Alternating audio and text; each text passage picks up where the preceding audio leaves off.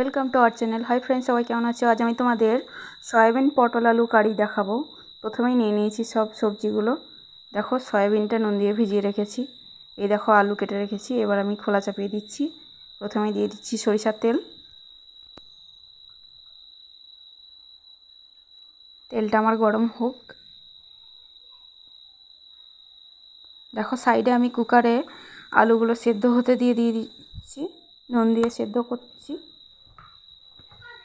এবার আমি এখানে গোটা জিরে দিয়ে দিচ্ছি।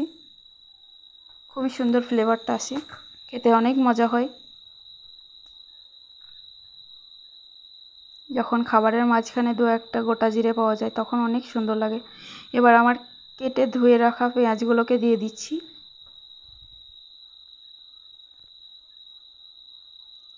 দিয়ে দিলাম পেঁয়াজগুলো।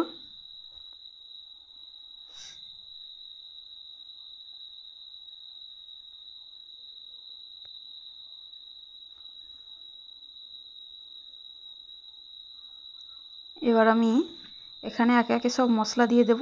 প্রথমেই দিয়ে দিচ্ছি হলুদ গুঁড়ো, 2 চামচ মতো দেব, ছোটো চামচের কিন্তু। এটাকে আমি একটু নাড়িয়ে নেব।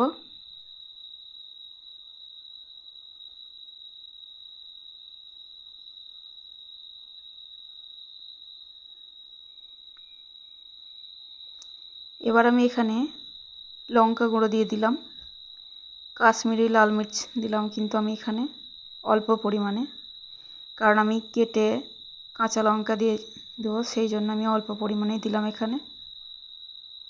এবার আমি এই দেবো কাঁচা লঙ্কাগুলো দিয়ে দিচ্ছি, কেটে রেখেছিলাম। পরিমাণ মতো লবণ দিচ্ছি।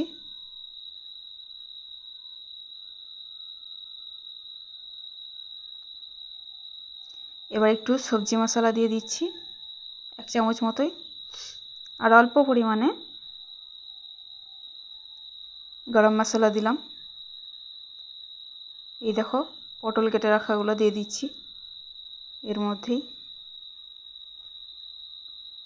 এবার এটাকে ভাজা ভাজা ভাজা ভাজা করে নিতে হবে আস্তে আস্তে। লো ফ্লেমে করতে হবে এটা, না হলে সব পুড়ে যাবে।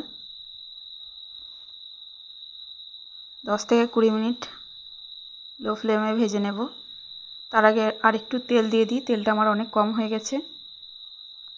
এবার আমি ভেজে নেব।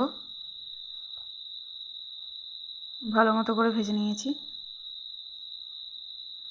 এইভাবে অনেকক্ষণ ধরে ভাজবো, যতক্ষণ না পটলগুলো একটু লাল লাল হয়ে আসছে।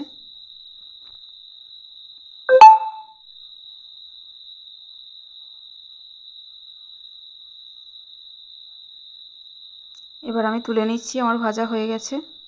দেখো, পেঁয়াজগুলো লাল হয়ে গেছে অনেক। একটা জায়গায় তুলে নিলাম, কারণ আমি এখানে এবার সয়াবিনগুলো ভেজে নেব।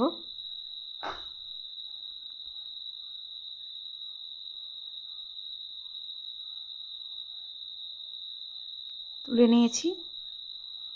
এই দেখো, নুন দিয়ে ভিজিয়ে রাখা ছিল সয়াবিনগুলো। এবার আমি ভেজে নিচ্ছি।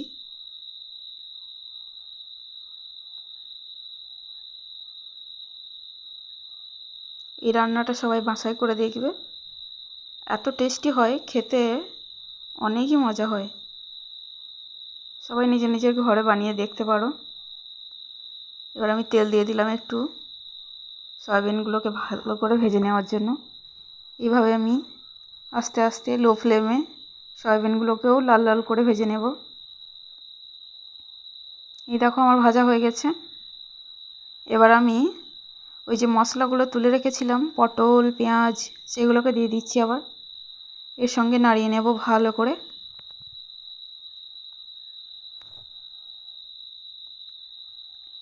এবার আমার আলুটা সেদ্ধ হয়ে গেছে, ওটাকে এর ওপরে দিয়ে দেব।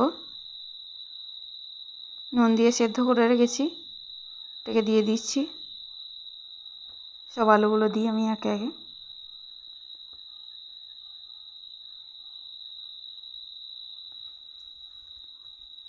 একে একে আমার সব আলু দেওয়া হয়ে যাচ্ছে।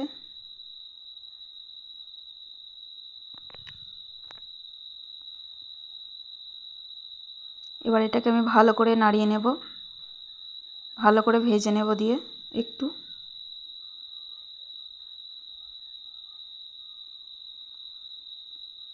এবার আমি একটু অল্প পরিমাণে একটু পানি দিয়ে